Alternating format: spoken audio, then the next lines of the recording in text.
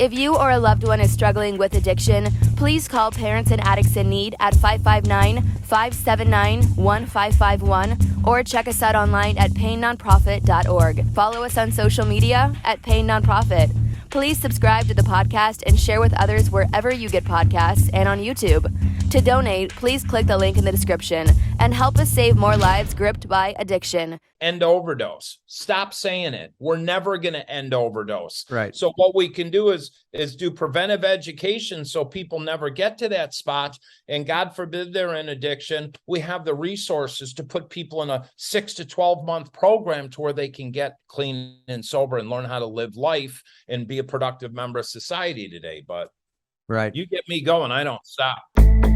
Don't Hide the Scars, a weekly podcast focused on addiction and recovery. Created by the nonprofit PAIN, Parents and Addicts in Need, and founded by Flindt Andersen. Welcoming to the Don't Hide the Scars podcast. You may know him from A&E's Dope Man. Of course, married to the lovely Jennifer Gimenez. Tim Ryan, thank you for joining Flindt Andersen and myself on Don't Hide the Scars. I am blessed to be here with both of you gentlemen. How we doing? Good, Tim. Thanks for joining us, man. We really appreciate it. Great to see your handsome face again. I'll tell you that much. Great to be here. Great to be here. Yeah, it's been, God, when's the last time we saw each other, Jason? Has that been a year already? Been a year. Yeah. Christmas. Yeah. I was talking with one of our mutual friends yesterday, Hick Shermean, and he's like, tell that son of a gun I said, hey. So Hick, I love Hick. Hick is, you know, it's just what this is about. You know, here you got a guy that's, you know, out working in the oil fields, got sober. Now he's acting and being a present father and husband. Bam, that's what it's all about. That's right. Absolutely. That's right. One of the things recently that was very moving to me and what I want people to know about you and Jennifer and what you do was recently talking about the fentanyl crisis you were on. I think it was KTLA. Yeah. Big news station there. No, actually, sorry, KTLA. It was Fox 11, Fox 11 LA. We love KTLA. We love Courtney Friel and the crew over there, but we haven't been on KTLA yet. My mistake. Love the plug. But that's one of our huge initiatives, like we were talking before we get going, you know, I mean, Flindt working with Jim Patterson, assemblyman here, and trying to get that bill passed. I always forget the AB 2365. What is it? Tell me what that bill is. It is to get some funding for more counties in California in order to spread the awareness message and education on the fentanyl crisis. Because what we're running into here, Tim, is we've got a lot of schools that they're not calling us in to speak on this topic. If we are fortunate to do so, they are asking us to soften our stories a lot. And, you know, this is not a time to be softening stories. This is a time to be hitting this as hard as we possibly can. You know what's going on with the fentanyl crisis, and it's you know, it's the number one killer in the United States today, and it definitely is around our area. So this bill is, you know, I went with Assemblyman Patterson a few years back we proposed two bills to add 5 years to jail sentences for drug dealers for fentanyl and for carfentanil as well. Sure. Hell, we didn't even make it out of committee. You know, with our state legislature up there, they voted us down almost immediately. So this has been a constant battle. So now this bill has passed committee. It's sitting on Newsom's desk. We're just waiting for him to sign it. We think he's going to do it, but we're still not sure. But how do you not sign a bill that's going to educate people on this? So I'm two topics here. You know, my wife and I speak nationwide in high schools, colleges, corporations. And last week here in Hollywood, we live in Beverly Hills, California here. 7 kids OD'd in the high school. One's dead, right. 15-year-old, fentanyl, Bakersfield, you know, the school security guard. So we've been blasting the phones. I've been trying to get a hold of the LA school superintendent. Last Friday, one of my buddies from the news says, Tim, show up at the library downtown, 4 p.m. We're having a news conference. I show up. They won't let me in because I'm not a news reporter. I should have just said I'm with the news. So anyhow, the next day, Fox calls and says, we're coming to your house. We do interviews with Fox News. They are huge supporters of what Jennifer and I do and talking about fentanyl and addiction and mental health. So she said, hey, this school superintendent here in LA County has now approved Narcan in the schools. What are your thoughts? I said, that's amazing. We need Narcan everywhere, but Narcan is a tool to save a life from a overdose. Yes. That's it. I said, let's get into the schools so we can educate the kids so they never have to be in the situation to pick up and have to have Narcan used on them. Right. We need to get in and educate. But here's the problem with people that speak in schools. You get people that, well, they just drag someone that's 2 or 3 years sober. Right. They don't, you need to know what you're doing when you're presenting to the youth of America. We're not here to do drunkalogs and this and that, but you have to. We hit on the bullying, on eating disorders, on life skills, on suicide, on addiction, and all this, but we empower them and leave them with hope. But the main thing is, a lot of these kids aren't struggling, but they're going to a home that's broken. Mom's in jail, dad's an addict, whatever. They're taking care of brothers and sisters. There's just not enough resources out here. And I'm baffled that schools, there's tons of monies out there, ton of money to pay for this. So I'm having to educate schools and saying, all right, let's get into the school. Then we'll do a community forum at night. And we bring in the DEA, we bring in the police department, the state's attorney, local treatment centers, because they all sit on something called drug seizure assets. And you can use those drug seizure assets to pay our fee to bring us into your community so we can speak in the school, we can educate the community, we can offer resources for the indigent, for state insurance, for HMO, for PPO, for cash pay. You got to be able to offer solutions to anybody in that audience. Everybody doesn't have insurance and has cash to pay. And I have scoured the country with my wife for the past years, finding programs that we can get people into. 4-month, 6-month, 12-step based programs, Christian based, whatever it is. There's options out there, but a majority of the people go in, speak, answer 6 questions, and they leave. That's right. And then you just leave everybody hanging. So we really need to build partnerships. We should be in the schools every 2 to 3 months. Not once every year for an hour and a half. They need curriculum. They need to be talking about this. And we're real talk, real solutions. And when my wife and I walk out of a high school, the last one we walked out of, no exaggeration, Jennifer had over 800 Instagram messages from the students. You spoke my story. The last one was from Lily, 11-year-old girl at 1:30 in the morning. And Jen is like, Lily, A, why do you have your phone? B, why are you messaging me at 1:30 in the morning? Why aren't you sleeping? And Lily said, because you're the first person that spoke my story. You heard me today, and I need to be heard. Now, a lot of these schools don't have guidance counselors. Some schools don't have a nurse. They surely don't have a substance abuse and mental health counselor on staff. So how are we going to help them? There's so much involved. Everybody just wants to come in and speak. It's not about that.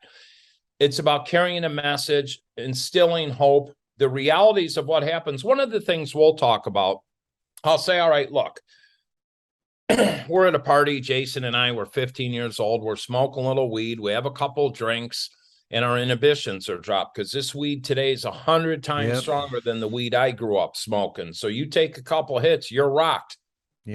Then Lynn comes up and says, here, try this pill, snort this line. If it's fentanyl, you're dead. Chances are. You wouldn't have tried it if you weren't stoned or drinking in the first place. So why at 15, 16, 17 are you having to smoke weed or drink to feel normal, to fit in? What are the causes and conditions? And that's what we need to get to now before the kids start drinking, before they start experimenting. And it has to be real talk, real solutions. The DARE program was a fucking utter failure. Oh, just say no. Disaster. Right. How did that work for us? Red Ribbon Week, disaster. Every study in the world will tell you it has absolutely no bearing on anything whatsoever. It's a joke, and we spend hundreds of millions of dollars every year in this country on Red Ribbon Week. Tim, what you've said is what I've been preaching for the last 12 years. It is. I'm so glad to finally meet somebody that is on my page with this thing, because it is imperative. Look, Fresno's a very, we got 1 million people here, but it's still a small community. But what we have a tendency to do here with the schools, and I'm not going to mention any names here, but you'll probably already know who it is. but they won't have us in, but they'll bring a guy in from Boston. All right. And pay him I know exactly who. Yeah, right. They'll pay him 20 grand. $20,000 plus his expenses to come in here. Now, one high school will do it. Now, the second high school will do it because the first high school did it because they're competing against one another. And the guy leaves nothing, no resources behind. He doesn't contact us who've been here forever or anybody else for that matter.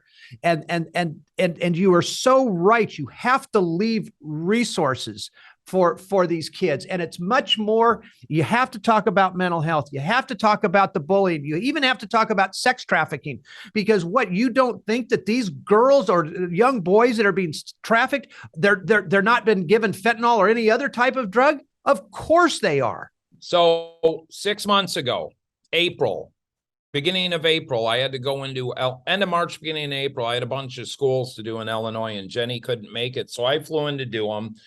We're about a half hour outside of Macomb, Illinois. They have no nurses. They have no guidance counselors. They can't afford it. And I did one high school in the morning. The sheriff pulls me aside. He said, Tim, after your presentation, I want you to meet me out in the parking lot by my police car. I'm like, okay. So I go out there, and he has a 15-year-old young lady with him, little Spitfire. And he had just went to Minnesota and picked her up because she had been sex trafficked for the past 2 years. Geez. 2 years. She's 15 years old. She had been all over this country and having to sleep with 10, 15 guys a day. Yes, this is everywhere. It is everywhere. My buddy Chris Baker, who's out of Illinois, he's a tattoo artist, and he does cover-up tattoos for sex-trafficked women. And he, like you, works with Homeland Security, the FBI, the Super Bowls they're in doing it. And when he was out for the Super Bowl this year, he's like, Tim, we just popped off a house, 36 young boys, and they're under 18 years old, getting ready to be shipped off.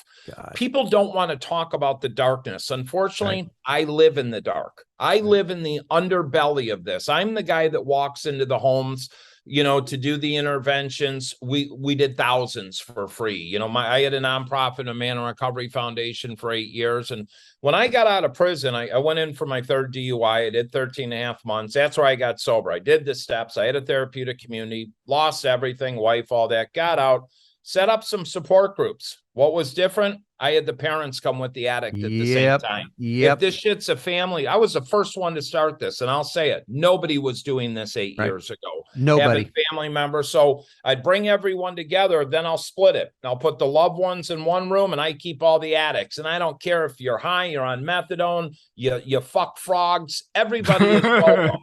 And I try to meet people where they're at. And then if you're on this, well, let's get you here. And ultimately, I'd like to get people to an abstinence-based lifestyle. Some people never get there. That's on them, not on me.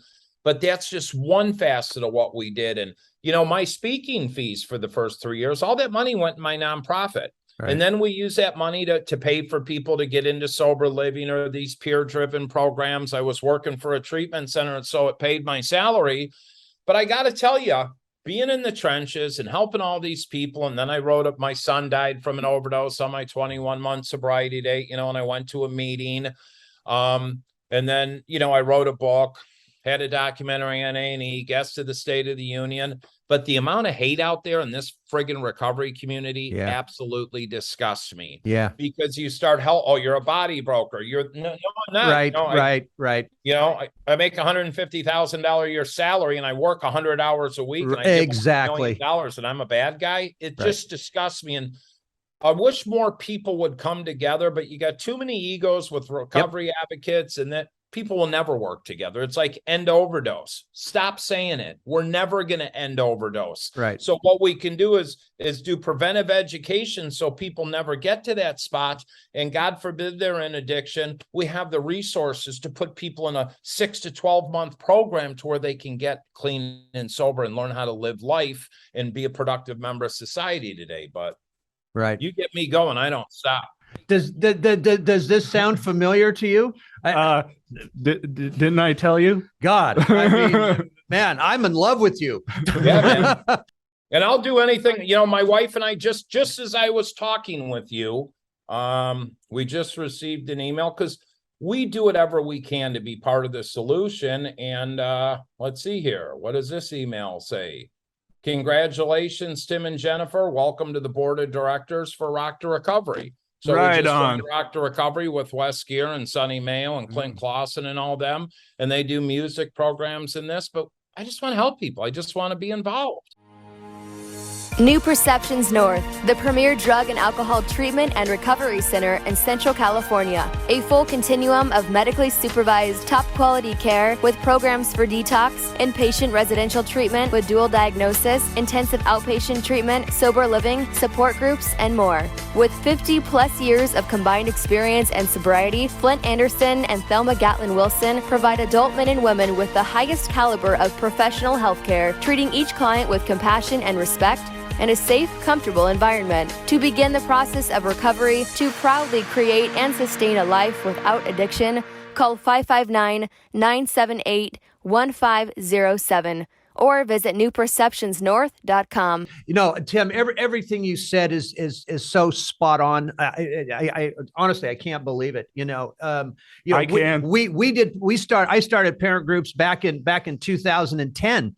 And when nobody was doing them, and my philosophy was, okay, Al-Anon, great. They help people. I'm not going to take anything away from them. But how in the hell are you getting anywhere when all you do is sit around in a circle and one person tells their story and it goes to the next person, the next person? We crosstalk. We throw it out there. I'm there every Wednesday night, man. I jump. You can ask our parents. You can come on to a Wednesday night via Zoom if you'd like. I'll come run one. I'd love to. Absolutely. I mean, we get into it, and I'll tell you what, we now have had parents coming for that entire time. They make it a date night. We've had people come in from 50 miles away, for this thing. And again, it's about educating those families. That is so critical.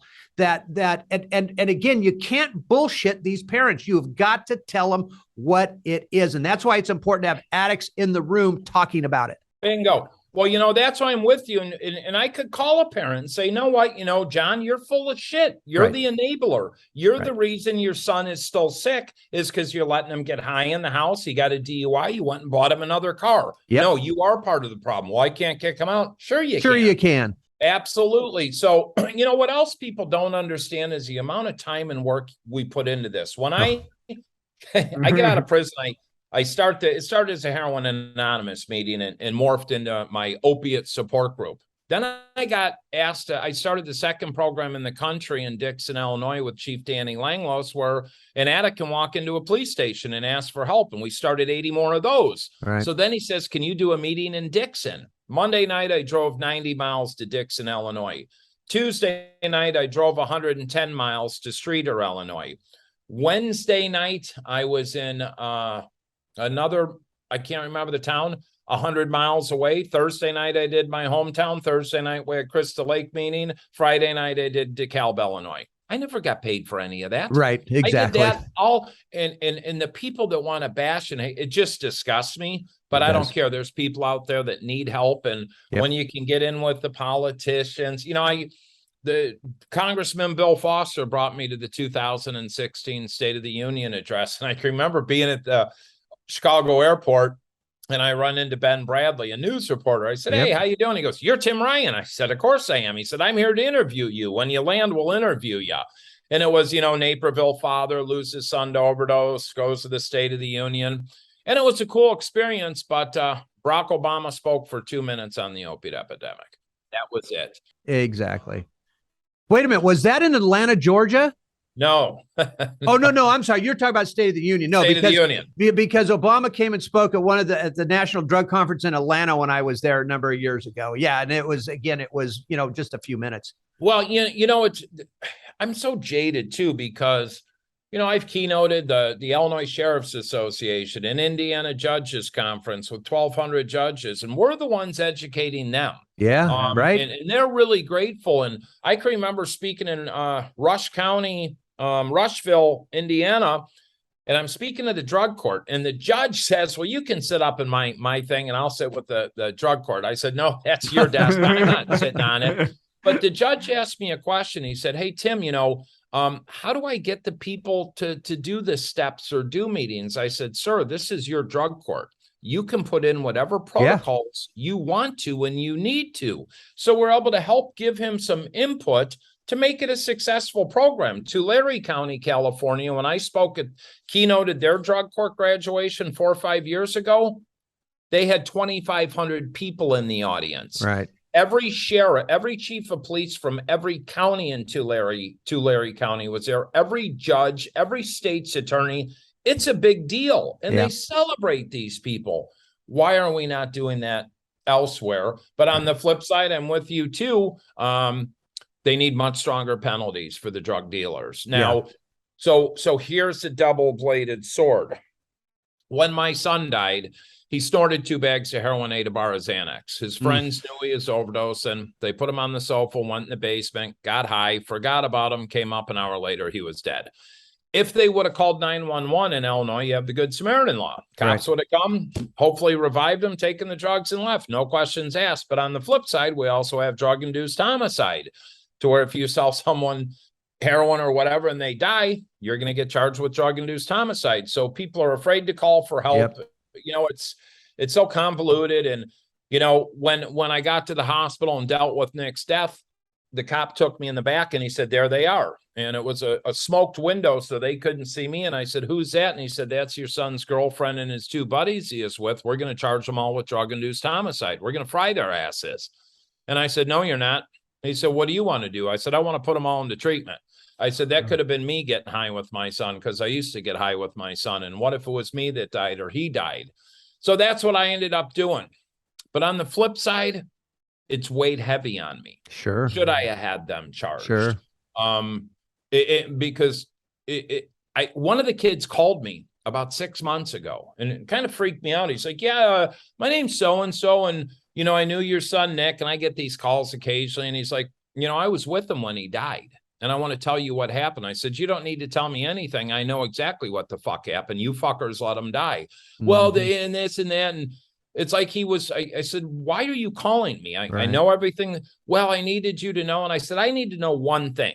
Are you sober? And he said, yes, I am. I said, that's all I ask. I wish you the best of luck. I don't want to hear from you again. Have a nice day. And that's it. But, you know, I could sit here and get caught up on that. I've been to 150 funerals. 150. I quit going. And that's since my son died.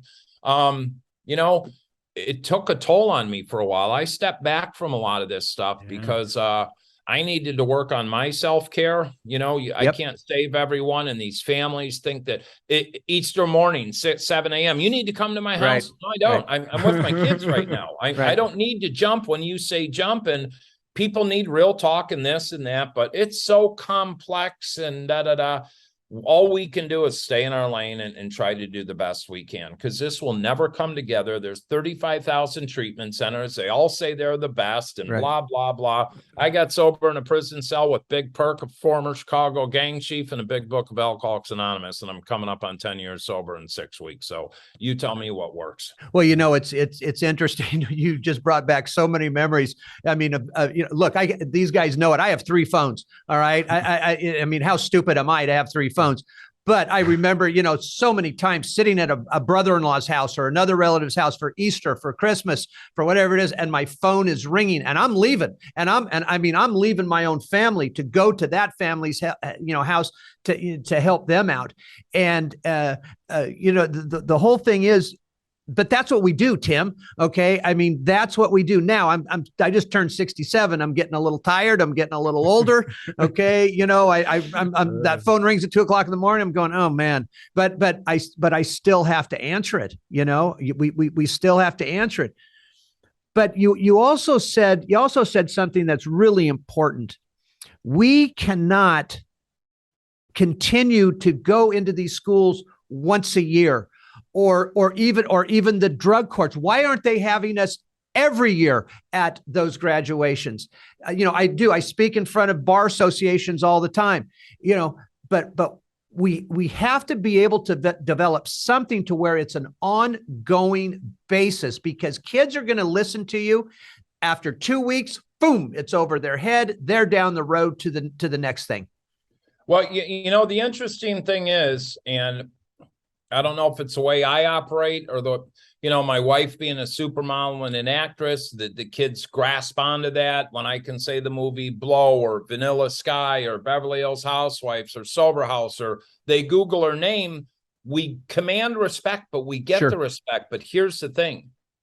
I can't tell you how many of these kids in high schools I still keep in touch with now, because I give my personal cell phone to everyone, or my Instagram, and how many parents we've helped from these kids and how many kids we've helped. And that's what it's about. But 90% of these people don't give a shit. They want to come in, speak, get paid, and move on. Right.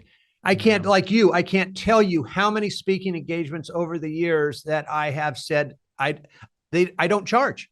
All right. Because that's not what it's about. You said something else. I remember about self-care. This is a number of years ago, but I remember this is when I didn't have the full staff that I have now. But I remember walking into my office at 9 o'clock in the morning, turning on the lights, turning on the computer, sitting there. I sat there for about 10 minutes. I got up. I walked out of the office, didn't lock the front door, didn't shut off the lights, didn't turn off the computer. I went home. I shut down everything at home, powered off my phone. Now it's 9:20 in the morning. I fell asleep until 6 o'clock and the PM. And the first thing I did was call my best friend who helped me start this and got me into treatment. And he simply said one thing. He said, Flindt, you can't save everybody. You're absolutely right. Now, you'll have Jennifer on eventually. But when I met Jen, we're two type A personalities, and I literally was in the middle of a divorce, met her. 4 months later, we're engaged, and we went right into speaking and traveling. Hell, that August, we did 28 states in 30 days. Wow, I think that's a lot. 62 speaking events. Yeah, but the point was my phones were ringing, and Jenny finally says, look, motherfucker, she said, I like to sleep, and your phones are not going to be ringing at 2, 3, 4 in the morning. There's a little thing called do not disturb. And she said, there's something that you know nothing about, Tim, and it's called self-care. And I'm going to teach you about it because I need you to be my husband and be around for the next 50 years. Right. So I have learned to turn my phone off, and I have to, because I can't save everyone. And I'm no good to anyone popping out of the bed at 2:30 in the morning. And I did all that. I set programs up to where we can have people there, but I'm no good if I'm not getting my 6 hours of sleep. And you know what? I can't save everybody, and I can do my best. But one thing I nip quick is the people that keep doing the same thing over and over. I cut them out and I move on. It's like going to a 12-step based meeting. You got that guy or whatever it is, celebrate, that just won't get a sponsor and work the steps.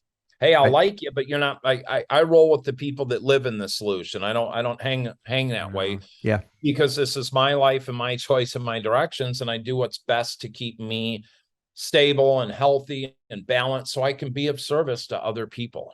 Right. Yeah. Right. What are some of kind of the daily practices? I know that when we sat down at dinner, I talked more with Jen about some of this stuff, but what for you, like, in this mastery of self, that's where I feel that I'm at. Well, I'll tell you, I'll be real honest with you here. About a year ago, I wanted to commit suicide. And that was at 9 years sober. And I've never thought of killing myself in my life. And it got dark real quick. And when I had moved out here, we were doing a ton of meetings. COVID hit, shut everything down.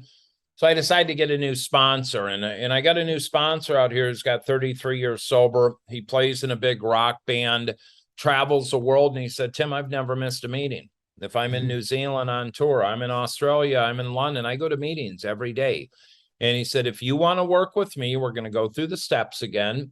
He said, you will have at least 2 commitments. You will be at my home group Thursday night. You will be at Bread and Roses on Saturday. You will sponsor as many people that ask you to sponsor them. You will do a gratitude list. You'll share it with 15 to 20 guys, or I'm not going to work with you. And he said, if you miss 2 days calling me, you're gone. He said, I only want to work with people that want to be in my life and want what I have. And that's how I operate. So my day, I'm usually up at 5:30. First thing I do is I hit my knees. I pray on my knees every morning, and I pray on my knees every night, because alcohol and drugs brought me to my knees. So for me, I can get on my knees, and whatever's up there, Allah, Buddha, Fred, God, I don't care. But I pray. I take my vitamins, I drink water, I drink a little drink, and then I sit at my table and I read the 24-hour-a-day book. And I read Daily Reflections, and I read Jesus Calling. Great book. I read out of my Drop the Rock. And then I will meditate for 20 minutes in the morning, 20 minutes in the afternoon every day. I do an 8 a.m. meeting every morning via Zoom. And then I usually do 2 to 3 in-person meetings a week. And I talk to at least 10 people that are in my guy circle every day. Mm-hmm. That's what I do. Yeah. And I take time for my wife. And, she just made me a late breakfast, and we sit down and we break bread together. My quality time with my wife is the most important because we work together, we live together, we run businesses together. We need self-care. At 5:30, she goes on her walk. I hop on my isolators meeting. So, but I have to keep myself well, because if you're not well, you can't be of any service to anybody else. Absolutely. Yeah, that's one of the things Flindt grinds on me about all the time, which I need because I know that's a great thing about the connections I've made with people in recovery. They can call bullshit real quick, and I respect it because they've had that knowledge. They've been through the same things. They can help me check my ego really quick, which is, when we got together was why I fell off. My ego took over. It said that I got this, the most dangerous thing I think you can say. Right. One of the greatest things for me about, I attend a program that starts with an A and ends with an A to the core. But when I do this Zoom meeting every day, there's 40 to 60 guys. A bunch are from west side of Los Angeles. Some are in New York. Some are in Europe. And I've got the best therapy session every day, and it's absolutely free. And these men, we do deep dives. We know everything about each other and how to help and support. That's what I need. And sure, I got the greatest ride in the world. Too bad people aren't alcoholics and drug addicts. Right. You don't get to live this friggin' program I do and my wife does. And I got the greatest life in the world. And everything I have in my life is due to a little bit of effort on my part in Alcoholics Anonymous. Yeah, absolutely. Couldn't agree more. Yeah. I mean, this is, I wish more people would listen to these things, because what Tim is saying, what we say on a daily basis here, it's look, there's no secret to life here. I mean, it's following the steps, following the traditions. Okay. Staying clean and sober, no matter what, working your ass off. I mean, I'm sorry. It takes a lot of work to do this. I don't care if you've got 6 months, 12 years, 20, 21 years, whatever it is. I still have to work it. And by the way, there's not a day go by where I don't apply a 12-step somewhere, someplace, even unconsciously. All day long, because I have studied it. And again, if that somebody's saying, well, you're blowing your own horn, then damn right I'm blowing my own horn, because I did work at it, because I didn't want to wind up going back to what I was doing before. Well, I got a kid, Josh, and I'll leave it at that, who's on my meeting. He's 20 years old. He's a year and a half sober. He's in college. He plays baseball. He runs a meeting. And this kid's got the greatest life in the world. And my first time in treatment was 21. And it's like, God, I wish I would have grasped it, but that wasn't my journey. But it's cool to be sober. And drinking and doing drugs is not a good look. I look at these friends of mine I grew up with that every weekend they're at the bar, they're partying. I mean, it's like, wow, what a waste of life. And you look at their skin and how they look and the health issues. It's all from alcohol. Right. Yeah. I don't want to live that way. I like to my wife and I want to make memories. We want the second half of our lives to be joyous and free. And I got the greatest deal in the world, but we just got to figure out how to transmit it to some other people so they can pass onto this and follow us for the ride. Yeah, I mean, I was thinking about this yesterday when I was talking to someone also 44, is Hick, as a matter of fact. Share me, and we were talking about how much time we pissed away doing things that we're just not going to be able to remember, and how the second half of our life we're not going to sit and waste it that way. And kind of to piggyback, I've been counseling a younger gentleman who lives in the Midwest, and he goes, Jason, man, this sounds like a lot of work. I said, Travis, how many hours did it take you to go find your last bag? It's about 6 or 7. And I was like, and you obsessed all fucking day, right?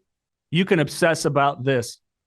And Absolutely. the work is rewarding. And guess what? You're going to start feeling good about yourself. And it might be scary at first, but when you get to a point where you're like, I deserve this, I'm worth it, and I've earned it, your life is going to change significantly. Don't rush to it. Just work the process, and you're going to get there. Right. Amen. You know, we just had a guy this Saturday morning meeting I do called Bread and Roses in the Palisades. There's 250 men. There's a gentleman there a couple of weeks ago. He's on our online meetings. Just couldn't get it. The guy committed suicide last week, you know, and it's a reality of this, and it's going to keep happening, but it lets me know that this disease is alive and well. And he had a choice. He had a choice to go this route or ask for help and get into a psych ward or take his life. And I get it. I understand why people do it. They want the pain to end. But I think where we're at in this day and age and in our economy, nobody should have to suffer in silence. We have more friggin' money. We give billions everywhere, and we can't have free treatment. We can't have free healthcare in this country. It's asinine. It absolutely. But I could go on tangents on the government, on big pharma, on other recovery advocates. All I can do is stay in my lane, do the best my wife and I do at what we do, and go from there. That's it. Right. And partner with organizations like yours, the ones that we believe in, and we do this together. You know, I'm out here in California now. I love it here, but there's a lot of issues, and I want to provide solutions. Absolutely. And we're right down the road from you. So guess what, man? We would love to partner with you and do a bunch of this stuff. You know, you also brought up something that I don't get an opportunity to talk too much about it. But man, you said a mouthful when it comes to other people out in that community and almost crucifying us for what we're doing, you know, and it's like everybody thinks they can do this better than we can. And, you know, and whether it's they're trying to jump on the bandwagon, whatever it is, you know, it's annoying. And I really try, Tim, not to let that overtake my day or, you know, overtake my thought process. But I'll tell you what, man, sometimes it's tough because, you know, both you and I know where our hearts are. We do it because we love it. Right? Do we have to make a living at it? Of course we do, you know, but I learned one thing a long time ago, and everybody knows who Reverend Billy Graham was.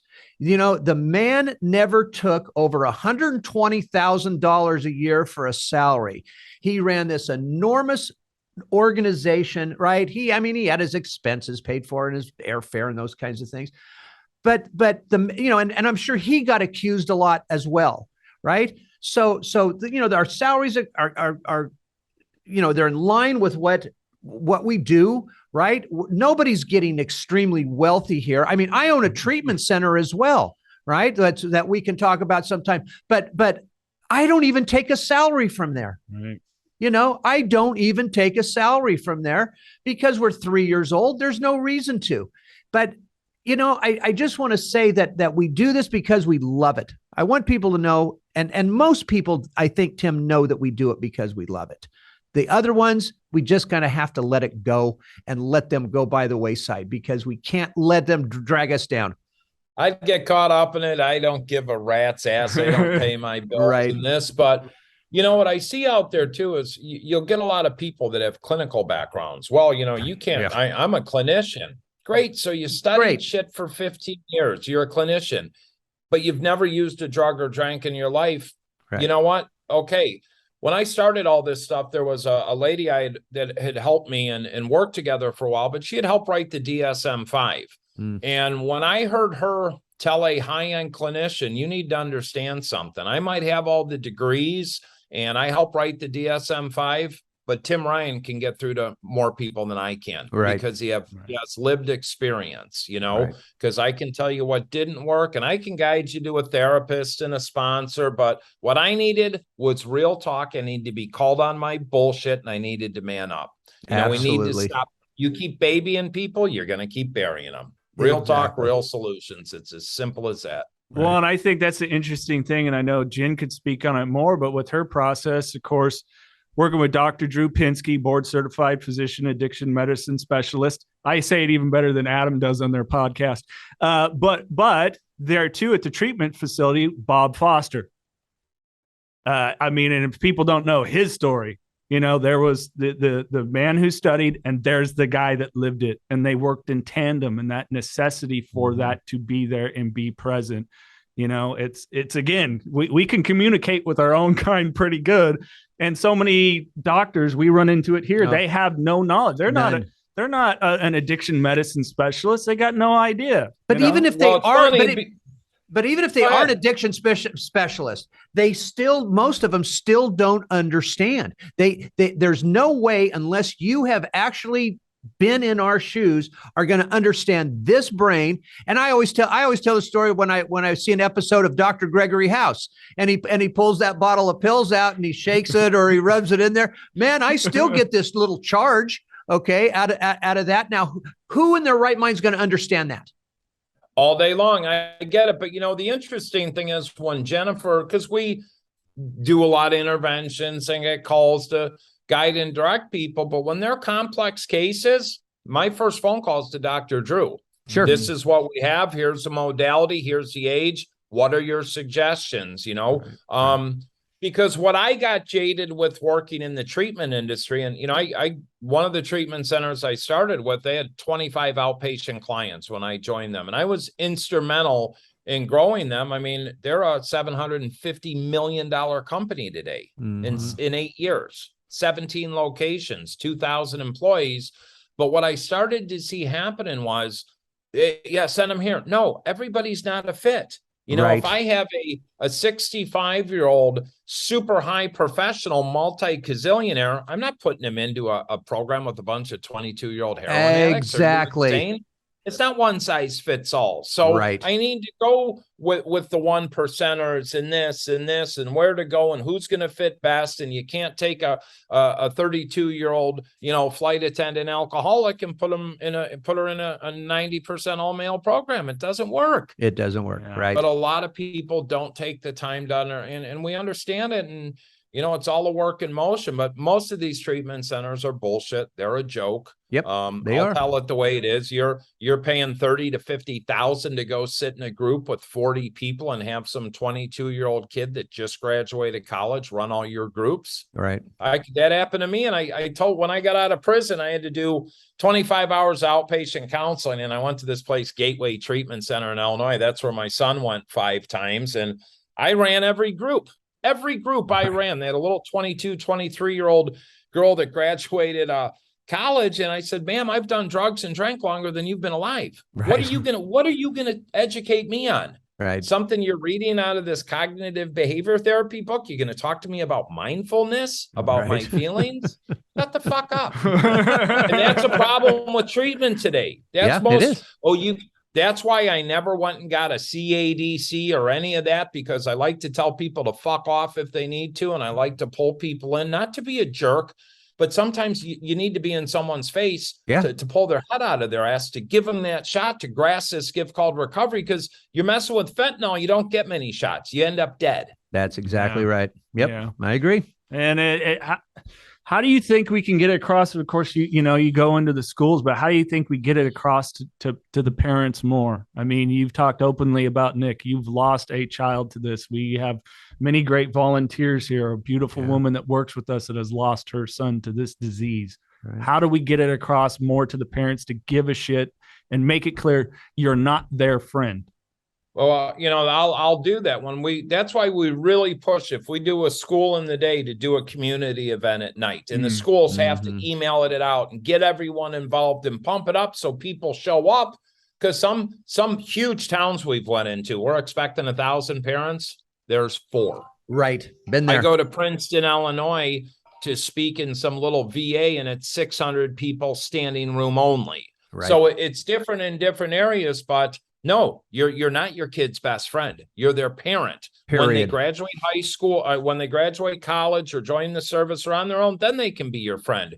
But this is the most valuable tool out there right now. This is what kids live on. And if you're a parent and your kid has a cell phone, you are responsible for everything that happens in that device until they are 18 years old. So if you do not have monitoring software and you don't have a code to your kid's phone, don't give them a phone, because this thing is more powerful, than the IBM mainframe that put up the first rocket on the moon. This thing's real powerful, and you can find anything on here, drugs, positive, negative, and kids live in technology today. Kids need to learn how to have coping skills, how to not look for instant gratifications for a like or this, and the bullying in school. One of the things we talk about is, hey, that kid, little Lucy, dyes her hair purple and takes a picture, and everyone sends, hey, look at that idiot Lucy with their green hair, and they send it through Instagram. Now everybody's laughing at Lucy and bullying her and picking on her when she just wanted to have, I used to have my hair in mohawks and spiked up and parachute pants.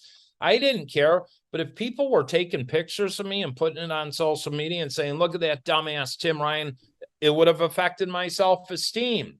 Mean people suck. And I say that in schools. If you're a bully, knock that shit off. And these are things we talk about, because I was a bully, because I got bullied and blah, blah, blah, blah, blah. But it's a dance. It's magical. But these kids are longing for connection and purpose. They're longing to be heard. And we're getting stopped from them being heard by inept political people that don't want to have it in or say we don't have a problem. I'll end with this. How many schools have you walked into where they say, oh, yeah, they smoke a little weed, but we don't have any issues here? Every single one of them. Right. So here's how we open it up.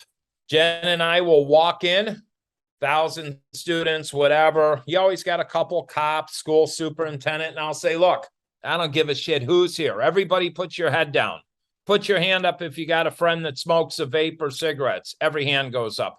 Put your hand up if you have a friend that smokes weed or does dabs. Every hand. Drinks. Every hand.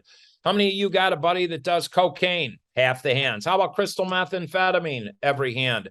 How about illegal prescription pain pills? How many kids can buy a pill in this school right now? 3/4 of the hands go up.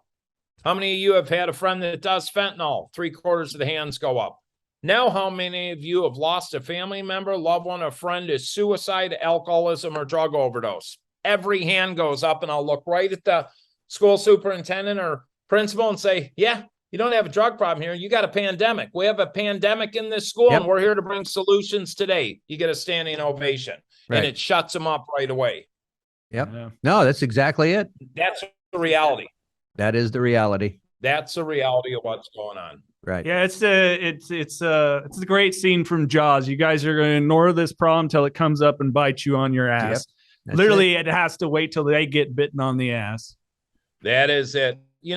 And we just keep doing the best we can. I mean, in the past 2 weeks, we've probably cold called 500 schools. Everybody wants information. One school's returned a call back. Right. They don't care.